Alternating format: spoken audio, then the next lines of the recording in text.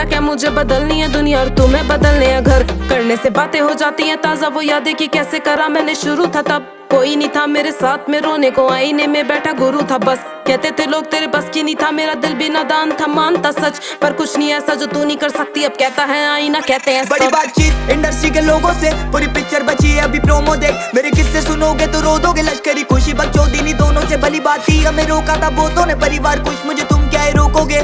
बिस्तर बना देंगे नोटों के अगर मेहनत को पैसों से तोलोगे। संगीत को सब किया समर्पित, लिखे दिल से गाने हैं मेरे अमर गीत। बिगी पाक को सुन गया सफर बीत, मेरी बातें है रोनो मुकलर ग्रीट। मेरी माँ से पूछना मेरे बारे में।